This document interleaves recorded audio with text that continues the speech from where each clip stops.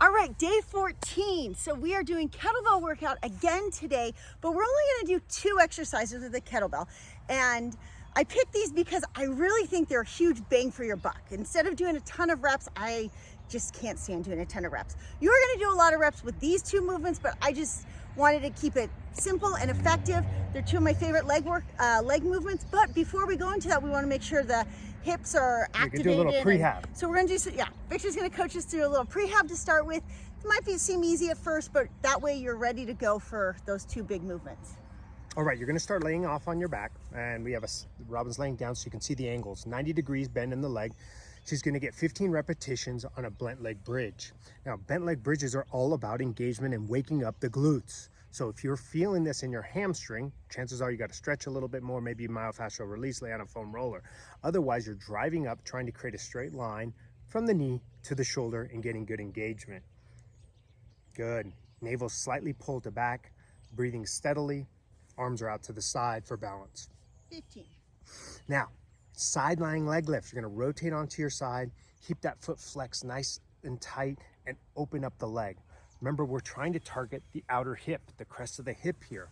So you're gonna go 15 repetitions on one side and 15 more repetitions on the other side. Try to be strict and feel it in the right area. It's real easy to go through any workout and not have any mind and muscle connection. And that's where I usually see the greatest change in my clients, is when they accept the fact, like, go to the pain in the area, not hide away from that pain. Work that area. One of the biggest things that I do is what I call prehabilitative exercise. This is to wake up the muscles to make sure they're ready to go.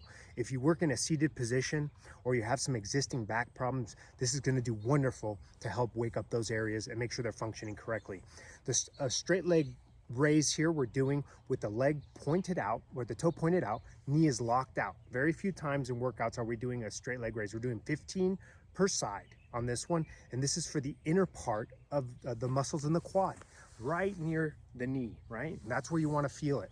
Toe is pointed out and externally rotated, leg is straight, and you go 15 per side. This is going to round out your prehabilitative exercise, and then we're going to go into our meat and potatoes of the workout. You don't need much, you just need to execute correctly.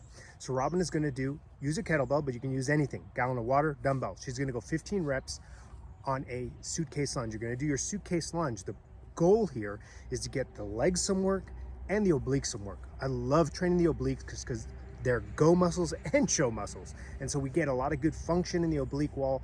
Your back is happy, your hips work well. Again, we're tying in the upper body and the lower body. The midsection is connecting those two. So if you don't have a strong core, you're gonna have issues initially developing in your back. So you're gonna go 15 reps, holding in one hand, 15 more reps, holding it in the other hand. Make sure you're not leaning to the side. If you're leaning to the side while you're lunging, it's too much weight.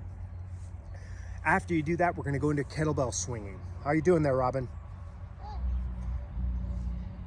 So 15 reps each side. Remember, the same rules of lunge apply. Keep that front heel driving through the floor. Engage the hip first, finishing with the quads second. Okay, balance and stabilize. Kettlebell swing is gonna be the finish, and I'm gonna have Robin do 30 reps. You guys are gonna do 30 reps. She has given you a profile so you can see the motion. When you're doing kettlebell swinging, we could spend days talking about the perfect technique. But in the end, we wanna bring the hips to the party and drive it. If you feel like you're lifting the kettlebell, you're not driving through the hips. So the kettlebell comes behind the center of gravity, and we're driving our hips forward to get that kettlebell to swing up. I always teach my kettlebell swings to shoulder height. Keep good posture, chin is up, abs are pulled in tight, squeezing the glutes, both glutes at the top of the motion. So you're gonna get 15 repetitions here. We're gonna get a nice surge in the heart rate between going from the lunge that has core and leg work. Now you're coming in here getting core and more leg work. The heart rate should spike a little bit. That's totally normal. If you're feeling a burn through your shoulders, chances are you're not bringing the hips to the party on the kettlebell swing. So make sure you're driving through the legs. So I overrode my husband, because that's what all wives do, right? 30 reps on the kettlebell swing so that you feel a burn. You can stop at 15. I think I said 30. But I wouldn't. I said 30. Oh, sorry. Yeah, that's right. Yes, dear. All right, we'll see you tomorrow. Enjoy 3 rounds of that.